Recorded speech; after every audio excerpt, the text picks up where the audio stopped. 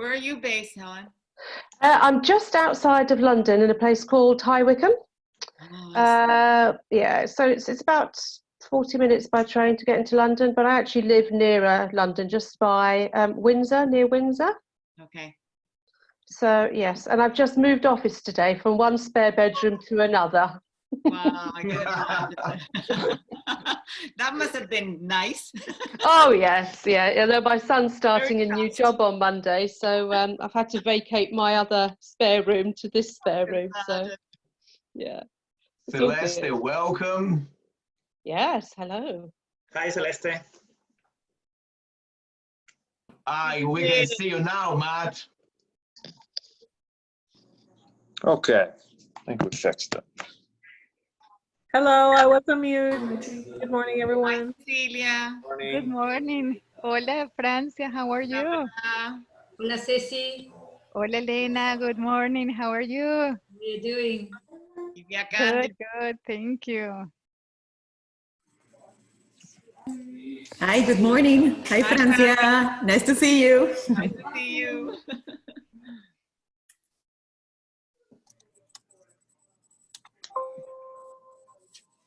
So we are with 7 participants. We can start in 1 minute, right, Alejandro? Yes, let's give 1 minute. Yeah. 1 minute for the Latin delegation. Yeah, it's quite funny. Everyone's saying good morning. I'm finishing my day. I know, it's 5 o'clock for your cocktail hour. This is your happy hour. But definitely happy hour.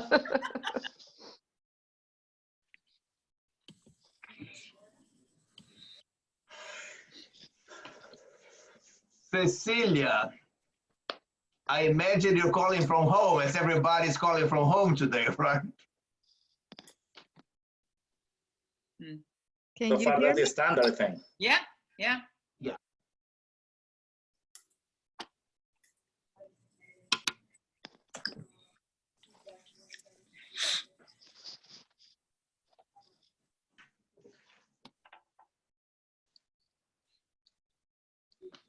Alejandro, you want to start? Because this is Okay.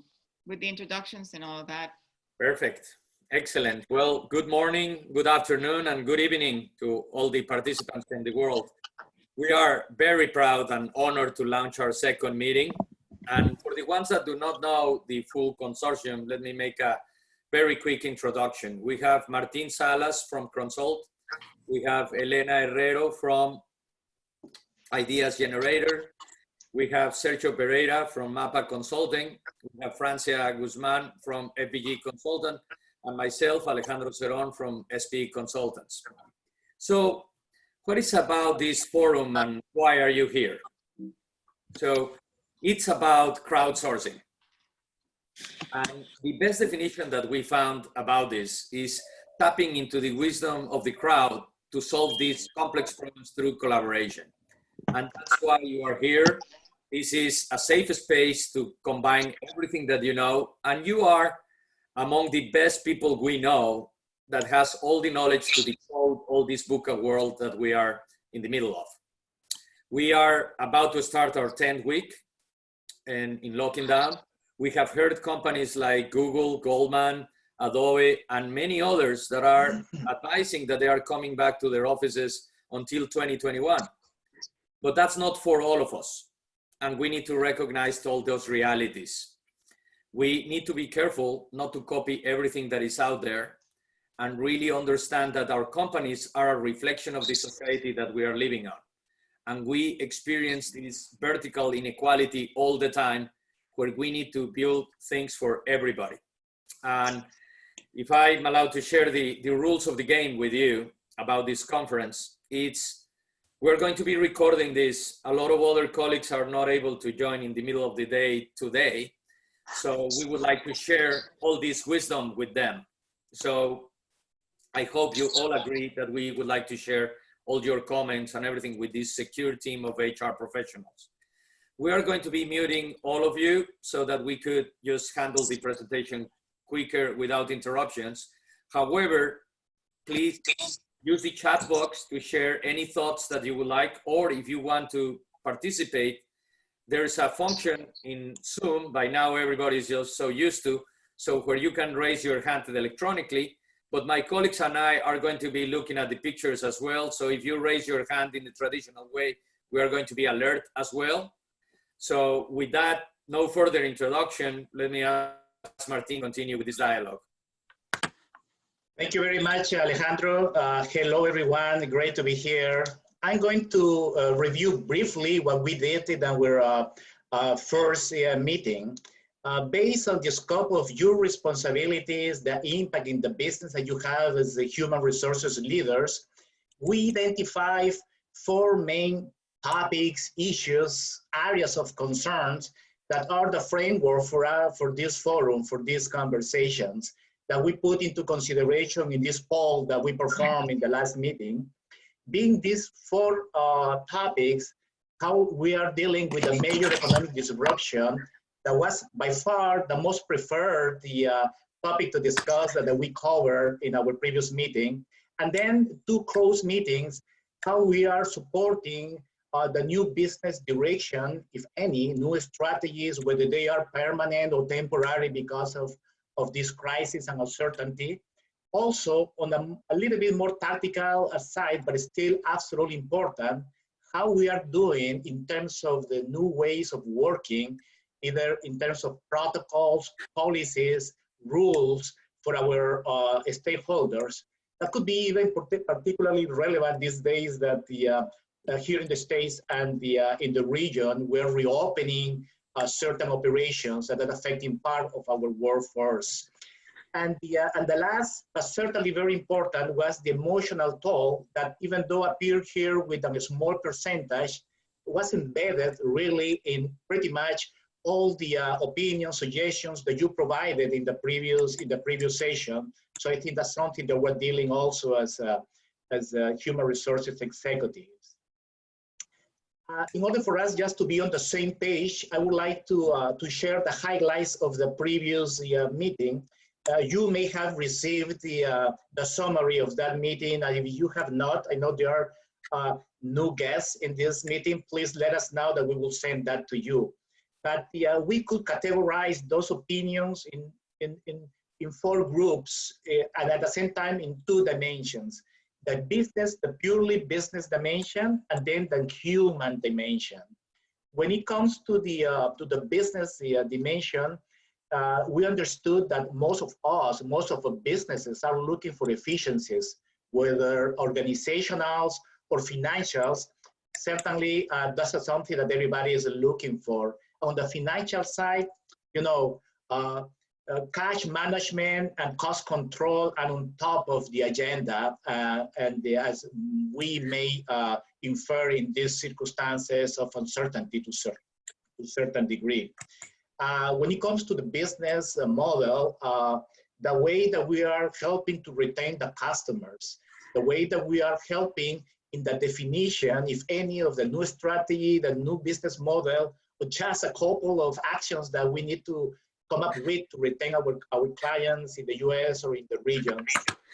Having digital transformation is reinforcement or just starting even as one of the topics that is being used and accelerated in many of the businesses that participated in the first meeting.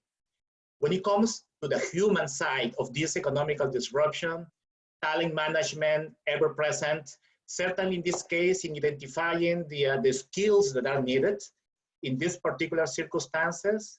And on the somber side, the resize, the right size, and in some cases, the downsizing of the workforce, that's something that certainly may be part of the activities that we have to deal in our roles these days. And the last but not least, leadership. And probably, you know, leading teams remotely is not new to us, but certainly now we have to other factors that we cannot travel. So that kind of a human touch, physical, is not there. So we need to deal with the distance, but at the same time to be close emotionally. And I think that one of our participants, as we mentioned, leading with humanity, with empathy, that at this point is particularly relevant for the circumstances of this crisis. And communication is always a great tool to have everyone at the same page, regardless the level in the organization. So the aim for this meeting is to potentially cover the 3 remaining topics: how we are helping the business in the definition of this new direction. Again, the second topic, and certainly it will depend on the depth, the pace that you may provide, if we're going to cover 1, 2, or the 3 subjects at the end of the day. So the redefinition of how we work, new practices, roles, and protocols, and finally, or even embedded in the conversations, how we deal with the emotional toll in all our stakeholders, including ourselves. So having said this and being all on the same page, I would like to turn over Sergio, who is going to facilitate this conversation that is the most important part of this forum, sharing our best practices in a safe environment. So Sergio, I turn over you.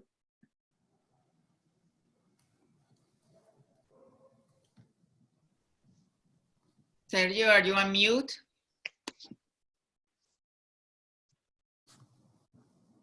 And I thought that I was an expert in Zoom by now. I do apologize.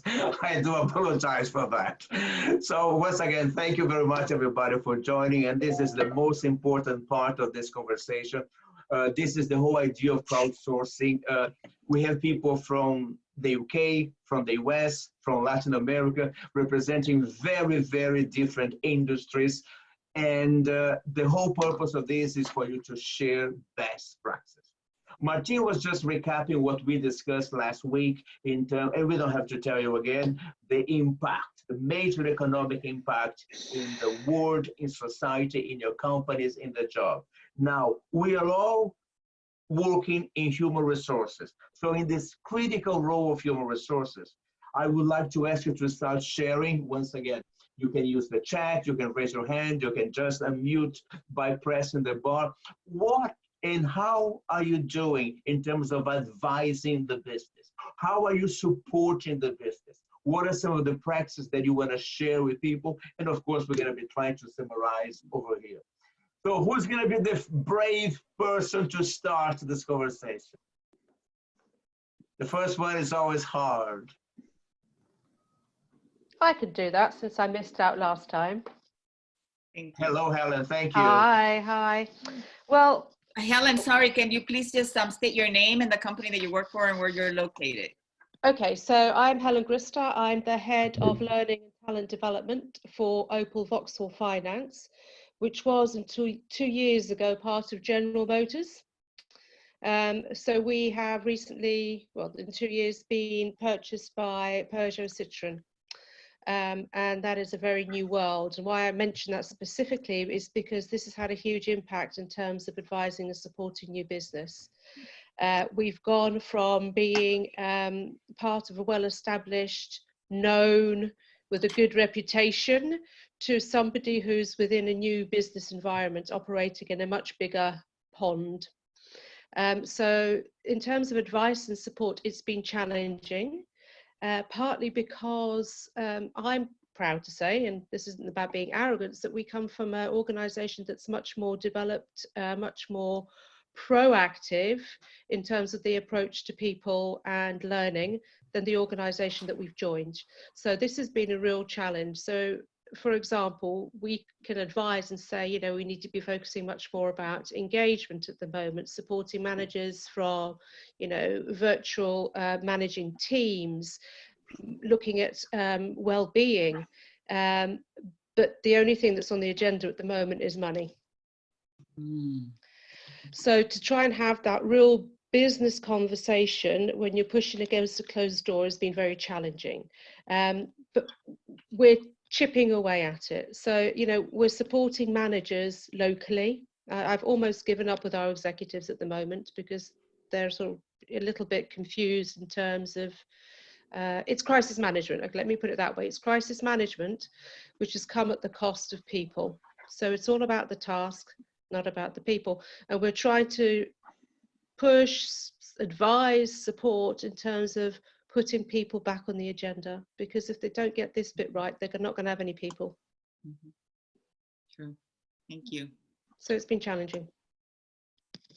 Thank you, Helen, for sharing that. So several layers of challenges over there. First of all, the change of the company owners and the change of culture, and then the COVID. So can you tell us a little bit more about putting people back on the agenda? If you can come into the specifics, what are you guys doing in terms of policies or procedures to support and advise the direction? Well, it's interesting because this week we found out that it is very unlikely that we will be going back to an office. So the organisation is going to become a total virtual organisation.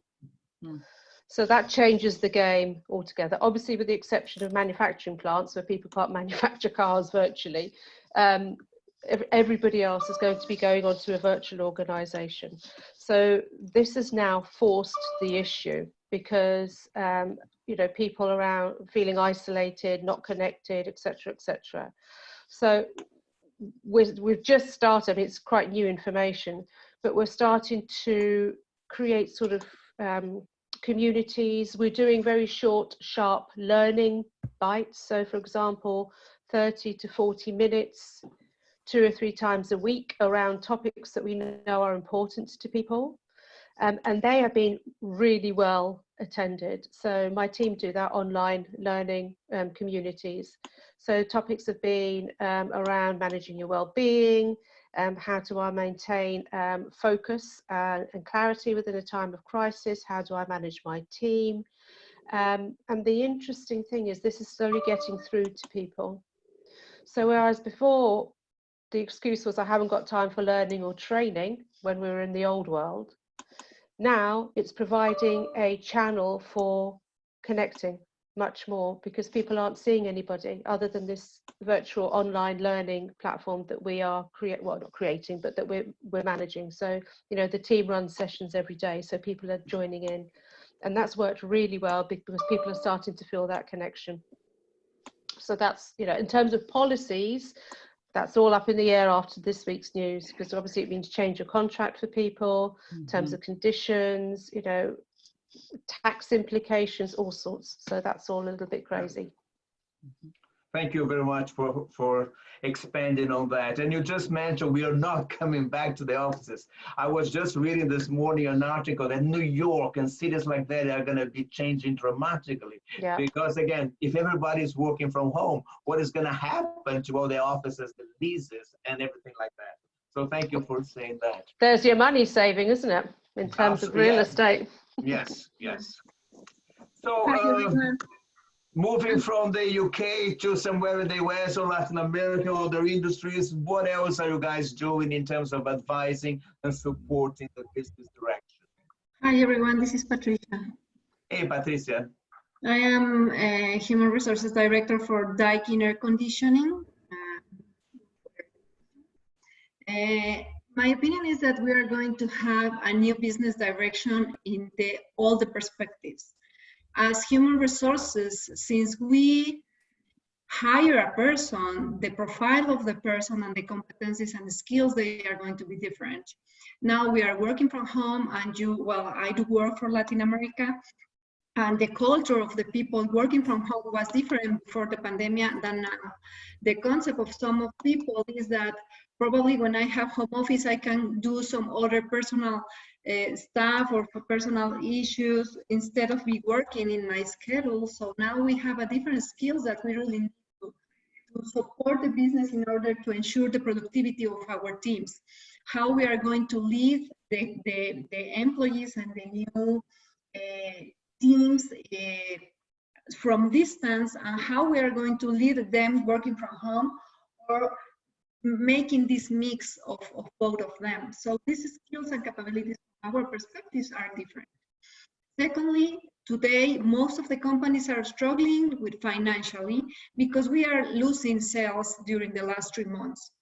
So how we are going to support them in this financial business? We are usually the payroll takes at least 40–50% of the cost of the company. So how we are going to be supporting them in order to be more creative, and how we are going to have this emotional salary to our employees, and how we are going to make this analysis in order to to change or to maintain our variable compensation. So we have to be very creative how we are going to support this financial business in order to make it more profitable and to reduce the loss. So on training, well, I can tell you that I don't know, well, probably you don't know, but our fiscal year starts on April because we are a Japanese company. So we were able to do our sales convention on April, and then, wow, we were not able to do our sales convention as we usually do, or as we did some years before. So now we were very creative, and we had our virtual kickoff of fiscal year 20 for us that started on April, and we did a very different way, but it was very success. Now the training we are making was very different. Our learning system is more important now. The people that is working from distance, they are getting more commitment, they are working differently. So I think that it's not just one area or other. I think that we should consider the full process of the human resources, how we can really contribute in the financial, emotional, leadership, and how we can be proactively working with our leaders in order to support them in all the aspects. Thank you very much. So moving on, other comments, other reactions, either reactions to what you heard Helen and Patricia mentioning, or some other practices you enjoyed in your own company? Hello there, this is Martin Biscetti. Hey, Martin. Hey, how you guys doing? Very good, great to hear you. Yeah, likewise. Thank you for inviting me. So a few things to share. Out of my experience as a practitioner, I'm the head of global human resources for Neores, which is a Cemex company, headquartered out of Monterrey and Mexico. And basically two things I would say. In general terms, I see that there's an expanded role for HR. No news for anybody, but it might be news in the sense of the areas that we are trying to start considering or planning or managing that were not traditional, or let's say not that king of HR, at least in my expectations. One has to do with facilities and logistics. The other one has to do with other ways to manage labor, intensive labor relationships. And I tell you a bit of an example on that. Definitely you guys talk about people management and training, working from remote and all. But the last thing that I would bring to the table to share in my experience over the past 2 months is which for me it wasn't expected, is the incremental cost of opportunity for change. And I go there in a minute. So let me start with the very beginning. Especially right now when we're talking about logistics, I bet every single one of us is managing the return to the office, work and preparation and all that. And that has to do with, in our particular case, 92% of the offices or the places in where we operate from, we don't manage facilities because we rent an office building together with a bunch of other tenants. And let's say, I'll give you my example, Brickell. We live in, we work from an office at Brickell Center that is, I would say, last generation of buildings being built in Miami and all that, yet they're not prepared for this situation. They cannot guarantee social distancing when accessing the building, for example. They're putting a lot of effort on making sure that they double down on cleaning and deep cleaning the offices and all that, but they cannot guarantee access. And the fire stairs do not allow, by definition, by construction, do not allow people to go up. You cannot access the floors. So we're facing this type of facility logistics challenges, which for me are totally foreign. I never thought I would have to deal with that, to be honest, but we have to. And actually business leaders are actually especially anxious about making sure that we do everything possible in order to secure a safe and healthy return to the office when needed, once needed. Key there in terms of messages, I would say trying to convey a message to leaders, and I'm sorry for taking too long. I'm not sure if I got time limit, but That's okay. To make sure that leaders are empathic enough to understand that we don't want to be guinea pigs of anybody. We know there's going to be a second phase of this, and we don't want to be leading that. So this is a time for us not to be leaders, and that's what the message that we're transmitting to the company, to our leaders.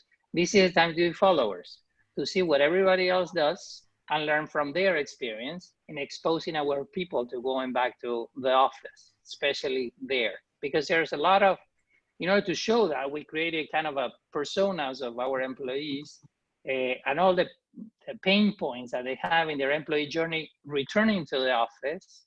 And we put together 52 protocols in order to manage every single one of these point of contact. It's a crazy thing, but just to make sure that everybody has a guidance and an understanding, even though it's common sense, we don't want to rush into that. So that's one aspect. The other one is labor. We've been searching and digging and trying and leveraging every single opportunity for labor flexibility in all of the countries that we operate, either furloughs or ERTES in Spain, or salary reductions, or you name it. And last but not least, so there was a lot of effort on that. And last but not least, I mentioned the incremental opportunity for change. This is something that I would say a third of our business is growing significantly. The other 2/3 are either stalled, on hold, or discontinued. So it has had a significant impact. But in the size of the, I mean, in the areas that we're growing significantly and we're hiring and all that, we're starting to encounter people that are pretty hesitant to change and to jump on board. And you would say, well, really? I mean, in this time of crisis, people wouldn't be willing to, take on a new job or at least entertain the idea and all that. Actually, no. The opportunity for change, the cost of opportunity for change is increasing, and people are telling you, I like it, like the proposal, I'm good with the offer and all that, but I'm not going to move now. Let's wait for a situation to clear up, and then I'll make a call. I'm ready, but it's not the time. And that's what we're seeing more and more across geographies. In Europe and in Latin America, we're seeing that right now. So I'm not sure if you guys experience the same thing. Sorry, it took very long.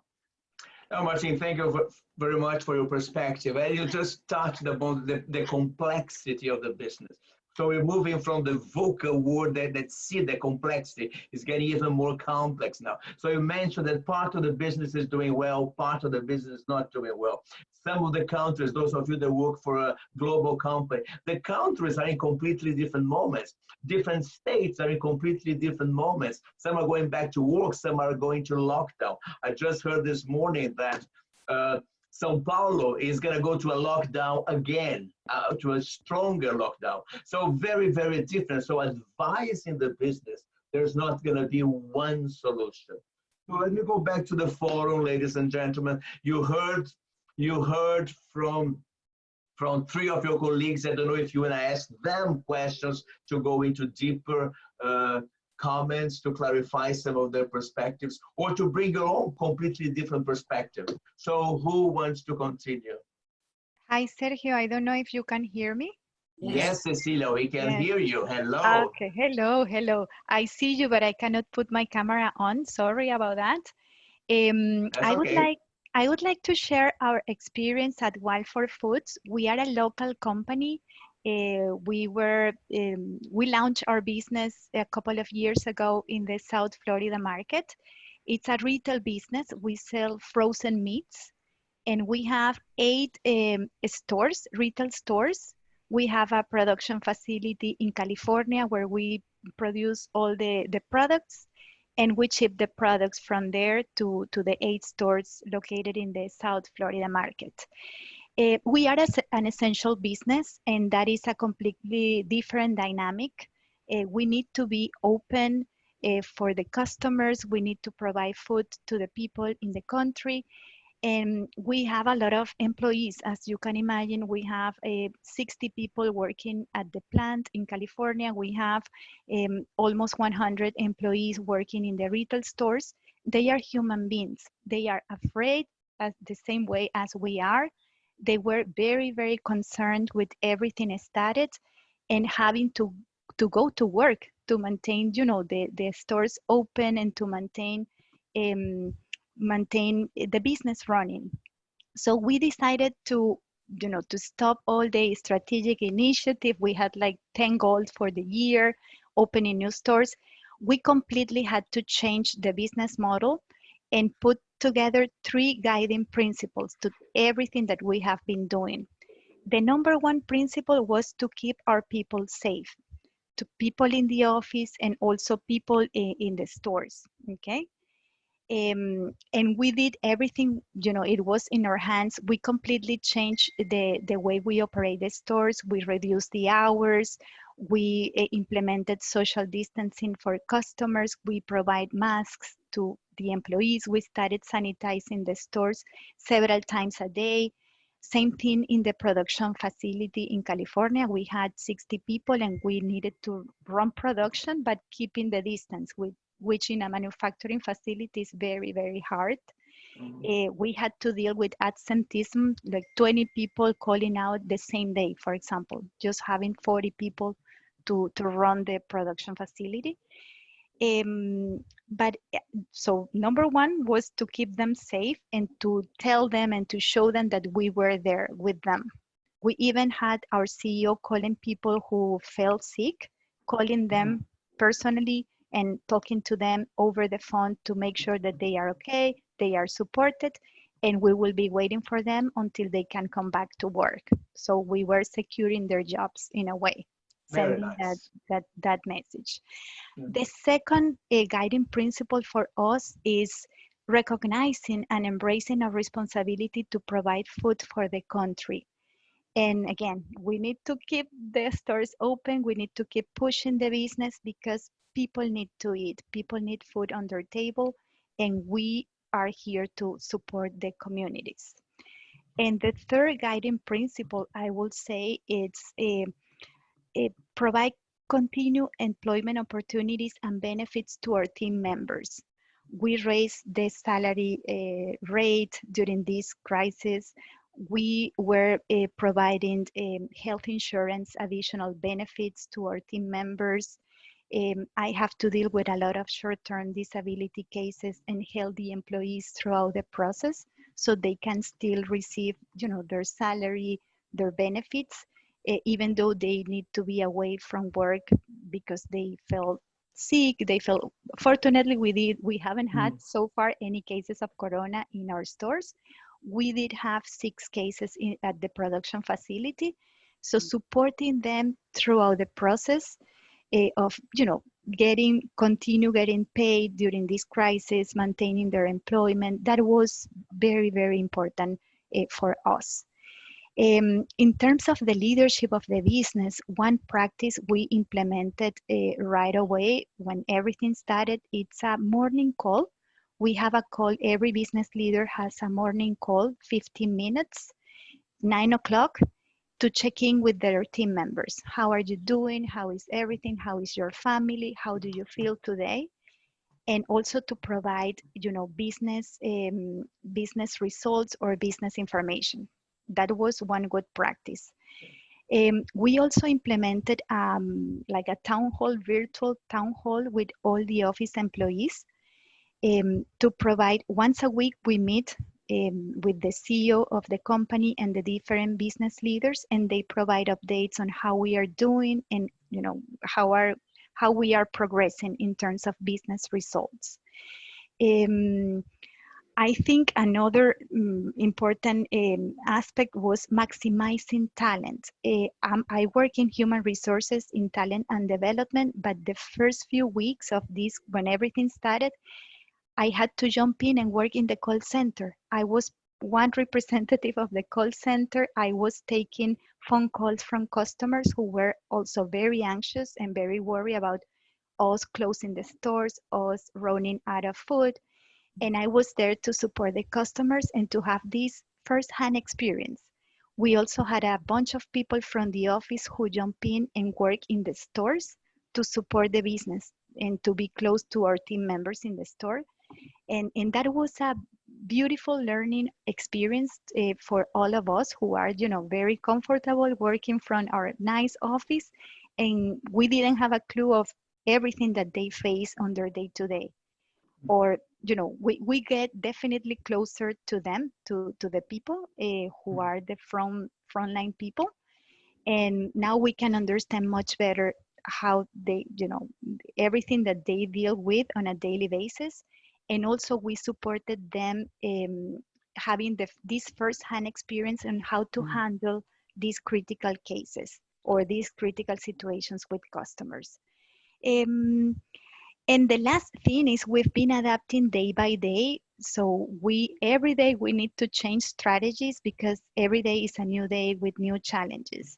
So, opening up our e-commerce platform, expanding the windows for deliveries, limiting the quantities that people can buy one day, and opening the quantities the following day. So we are playing, one day at a time, but definitely keeping in mind the 3 guiding principles: keeping our people safe, providing food to the people in the country, and supporting our team members so they can feel that we are here with them and that we will be, putting them first place in our agenda, in our business agenda.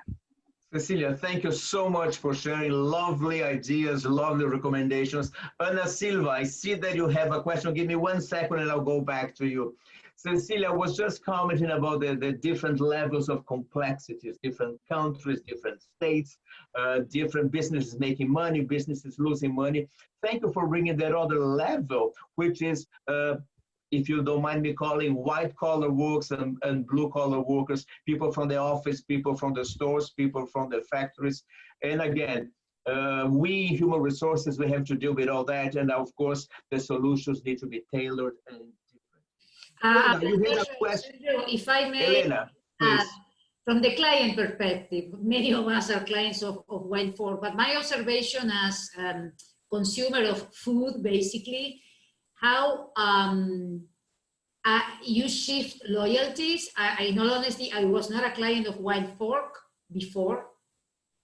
And now, I mean, when you can see in social media, you see the people, they communicate very clearly with the consumer in terms of what they have, what they don't, what are the measures that they are taking. So you can really see as a client the difference with companies that really put their act together with all the vulnerability and all the uncertainty, but they were able to rely on communication with employees and with clients. And those other companies that are a little less clear or less strong. And me as a client, I changed suppliers during the pandemic, and I will stick to my new suppliers because the way that they behave. Good, So good, I think good. that it's also a business opportunity in how you deal with this, definitely. Thank you for that perspective, Elena. So Thank you, Ana Elena. Silva, can you ask your question to everybody? You're using the chat. I'll give you the microphone. Hi. Well, I work with corporate communications, so all what you're saying is great for me to understand from your perspective what you're doing. And what I was asking, Cecilia answered a little bit, is how are you getting the feedback from the people what they are needing? I mean, what they are afraid of? What are their main concerns? Not from the business itself, but from the employees. I mean, all the personas, is great to have them. And I don't really know most of the companies how they are getting the feedback from the employees before they are coming back, and not necessarily physically. Some of them are coming back, and from long distance, they're still coming back.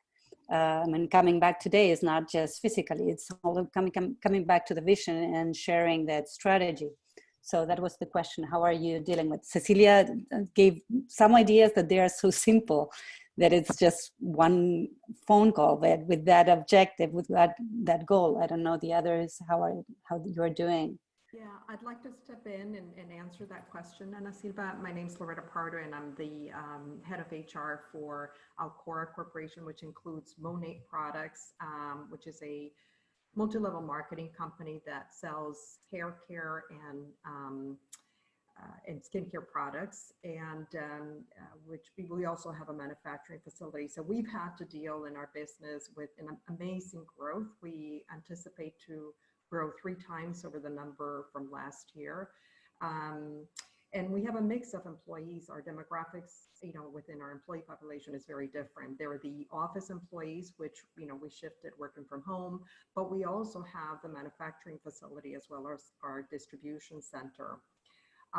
So a lot of the practices, as Cecilia mentioned, in terms of the guiding principles at the warehouse and also at the manufacturing facility are things that we've been doing. We've also included a nurse to be on site and take employees' temperature when they come into work.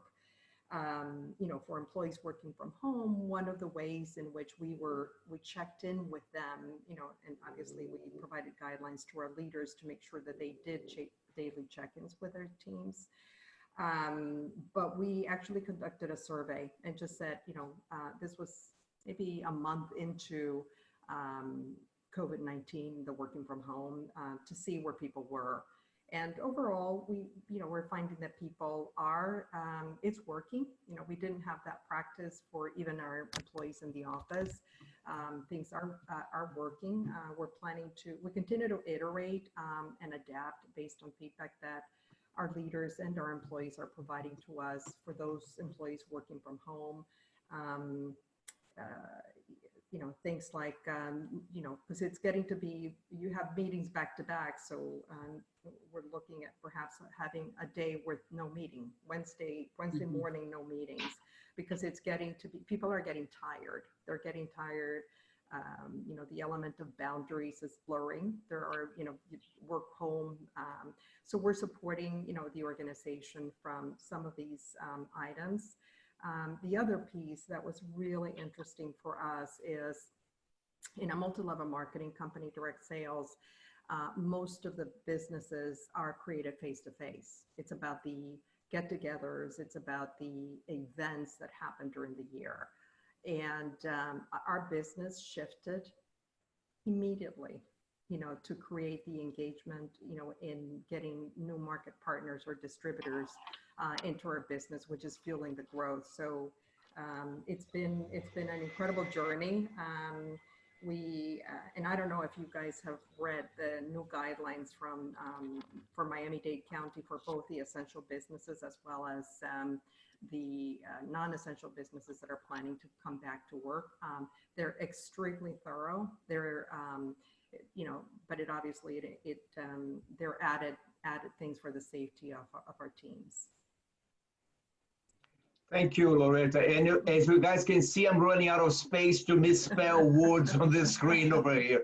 So, let's go to the next screen, because I think that many of you are already talking about something. We don't have much time left today, but if you can talk a little bit about I'm sorry, I have to clean the screen. If we can talk a little bit about the redefining the way we're working protocols. And once again, most of you are already talking about all that. And Sergio. Yes. Can I just add one quick thing, just based on the great comments that we have been hearing from colleagues, dealing with the anxiety of our leaders. In Miami and the rest of Latin America, we keep hearing more and more from our leaders the willingness to come back. So one thing that I have been hearing, very important, is making surveys. Ask your teams how ready they are, yes, and how happy they are about coming back or not. And then based on your responses, you draft your announcements. I think people are welcoming tremendously when you are responding in that way. Even if you made already a decision of coming back with certain measures, it is very important that you are referring to your survey. So it is something that is very good, and the survey is opening the eyes of leaders that are very anxious about coming back. I have one leader that I'm constantly challenging back because he's not tremendously happy at home. That doesn't mean everybody is willing to leave home. Yeah. And that is very important. And if I may piggyback on that, talking to a colleague that has a global HR role in a food company, the redefinition of the corporate roles, because typically when you are sitting in a corporate role, and we know that in HR, I mean, basically you set policy and you are the law for all the jurisdiction and all the countries where you have operations.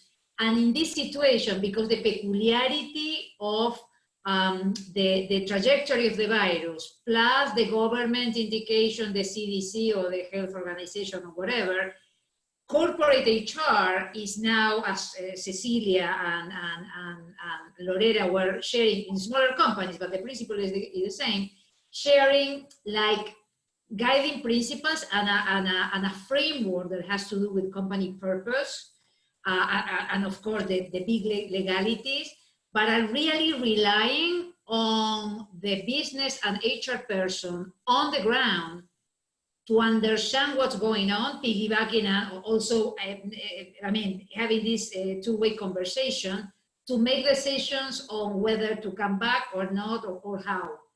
And that is a big redefinition for corporate roles, that at least I am finding some of organizations, and maybe that will be staying after the pandemic, you know, more reliance and much more dialogue rather than from the top down policies and protocols. Yeah. One of the things that I'm seeing as well is that in some organizations, in the coming back, some individuals can either stay and work from home or have some sort of arrangements. But I am also finding that as I have conversations with some of those individuals, they're in a very personal moment where they have to almost be accepting of publicly addressing a fragility, because they either are 60, they have some health issue, or they're scared. And none of those three things is conducive to kind of this bravado that you need to show in terms of what you do every day in your work. So if they want to stay home because they fit one of those three reasons, it's almost a sign of weakness. Yeah. And Francia, one logistical thing, can you go back to the previous slide so I can erase all this, please? And this morning, I was reading some news that, I'm sorry, I cannot get rid of this. I do apologize for that. I was reading the news that Twitter is going to be working completely from home in the future. But again, back to what Cecilia was mentioning before, not everybody has that luxury. If you work in a store, you have to go to the store. If you work in a plant, you have to go to the plant. And I don't know what I'm doing. I cannot erase all this. So if we have a few more minutes, if you want to talk a little bit about more of the protocols, any of the way that you are advising the business in terms of protocols that you are implementing, this new way of work, or to go deeper into what your colleagues have mentioned or some new ideas, please go ahead. I can talk about that, Sergio. Veronica. Yes, sorry, I'm not sharing the video today. My internet is not working correctly. So if I share video, then my connection will stop. I know, we all have technical challenges. I cannot erase this screen, so go ahead, no problem. Okay, first of all, I just wanted to add on what Elena mentioned, that she has become a new consumer. That is the way we are supporting the new business. For example, we are trying to be closer to the consumer and understand the new interests of our consumers, because the consumer has changed. What was important for them in the past, now, for example, in the past, they used to use a lot of makeup. Now, makeup has decreased and has increased a lot of skincare interests. Veronica, give me 1 second. For those of you who don't know Veronica Munoz, she works for Estee Lauder, so you can imagine what she's talking about makeup. Sorry, I didn't present myself. I'm Veronica Munoz. I work for Estee Lauder companies in the regional talent team. So Veronica, keep going. Sorry, I didn't mean to interrupt you, just to give some context No, to your thank you, comment thank about you. makeup and the consumer. Yes, thank you. Sorry about that. No problem. What else? So we are trying to understand our new consumers, get new consumers, and how all our strategies are going towards retaining these new consumers. We are learning a lot about social selling, so we are putting a lot of efforts and reallocate resources through online. So that's important towards what Elena mentions, that she's a new consumer. Yes, so new consumers have changed a lot. And talking about the new protocols, we are working super hard on all the protocols for office employees and for point of sale. So as you know, we are a retail business, so all our stores are closed, so we have been losing a lot. But on the other side, we are gaining market share in online. So we're creating a very robust protocols for going back, mainly for retail. So we are creating both for office and for retail. But for retail has been critical for us because this protocol has been reviewed by legal, by a medical advisory board, by our research and development team. And the open protocol will be in phases. So for example, at first, for all our retail stores, we will have no touch services, no testers, no trials. So that will be very difficult for us because we are an experienced retail company. But on the other side, people will be afraid of having a makeup artist applying things on their faces. So our first phase will be no trial, no touch. So everything will be, we are developing a QR code in order to our makeup artists or beauty consultants create how do you say, tutorials on how to apply makeup or how to apply facial masks through these QR codes within the stores. We are creating, and also, like Cecilia mentioned, first of all, we are ensuring safety for our employees and customers at stores. So no demos, no services.